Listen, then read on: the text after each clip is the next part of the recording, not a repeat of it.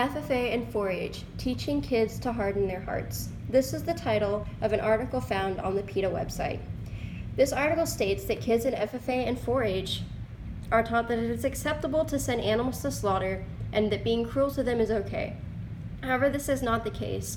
In many FFA and 4-H programs, you will find kids that absolutely love their animals and continue to love on them until the day that they have to give them up. I was one of those kids. For 4 years, I raised animals, and for 4 years, I had to give animals up. And it's not as easy as it sounds, and that PETA makes it out to be. We aren't cold-hearted people, I promise. We love on our animals until the very last day that we have to give them up, and even after that day, we still love on them. I mean, in my room, I have pictures of all of my animals hung up everywhere, just remembering all of them. FFA and 4-H members also follow a code of morals that prevents them from being cruel to animals. It also teaches responsibility and proper animal husbandry. Without responsibility and proper animal husbandry, many of the animals that we raise, we wouldn't be able to raise because we wouldn't know how. Many claims from PETA are based on opinion and not fact. Many animal rights activists believe that FFA and 4-H members and other organizations like them are only out to be cruel to animals, to send them to slaughter, to take them away from their mothers, which isn't the true, because in many cases, the calf and heifer, if we're talking about cattle, they are kept together until the day that the calf has to be separated for its own safety. It is important to recognize that welfare is different from rights. 4-H and FFA organizations and their members are concerned with animal welfare as well as animal rights, but mostly animal welfare. The difference between animal rights and animal welfare is that animal welfare is the consideration for the well-being of the animal and everything that entails. So making sure the animal is safe, making sure that it has been taken care of, and that it is properly loved on. Animal rights activists are concerned that animals don't have the same rights as humans, and then that is what animal rights is all about, that animals have the same rights as humans. This shouldn't necessarily be the case because animals are different from humans. I'm not saying that they need to have the same rights, but there should also be some consideration for them. It is important to know the difference so that there is no mistaking that FFA and 4-H members treat their animals right. According to Jill Montgomery, animal rights groups have a major impact on social media and the public attitude. They make sure that people find sympathy in PETA videos. One of my best friends in high school sent me PETA videos insistently for like 2 months and would not let up and kept telling me, you need to stop doing FFA, you need to stop taking care of your animals. But I wouldn't, because I was more concerned that the animal that I had in my care was giving it the best life I possibly could. Organizations like PETA, they play on human emotion. If they figure if they show sad videos or if they show people being cruel to animals, that people will just assume that it is like that for every case, which isn't true. They also sway the perception on public roles that animals have in people's lives. For example, cattle are seen as friends, not food, in the eyes of PETA, which we all know not to be true. Cattle are used for beef production, they are used for textile production.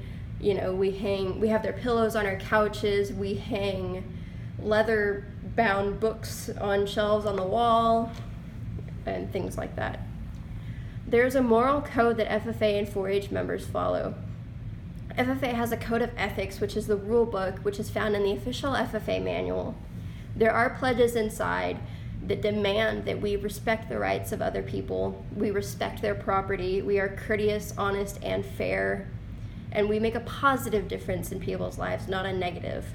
I have seen firsthand, I have seen animal cruelty in my own ag barn. I have seen kids abandon their animals. I've seen them left to starve, which is really, really disappointing, that people aren't following the rules that were given to us.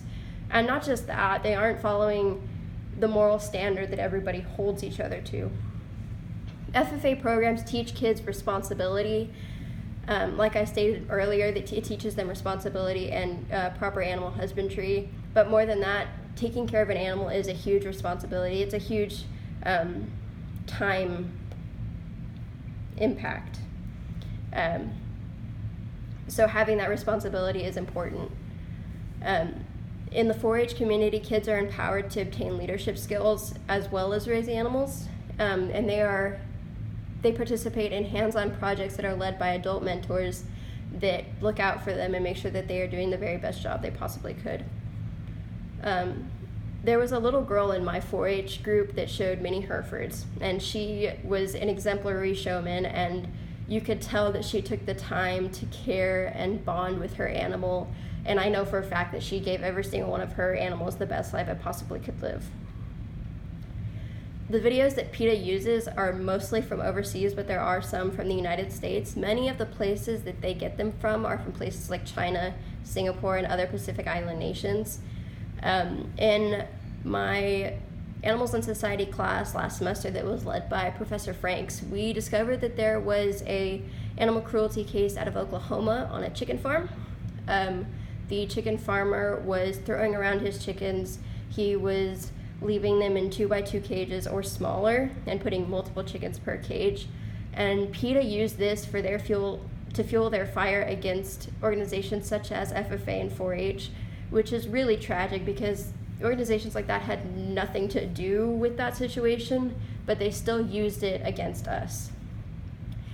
To further undermine organizations such as FFA and 4-H, they turned the 4-H pledge, which is head to clearer thinking, heart to greater loyalty, and hands to longer service, and health to better living. They turned that into hell for animals, heart attack inducing, hazardous to the environment, and hypocritical to care about some animals and not others.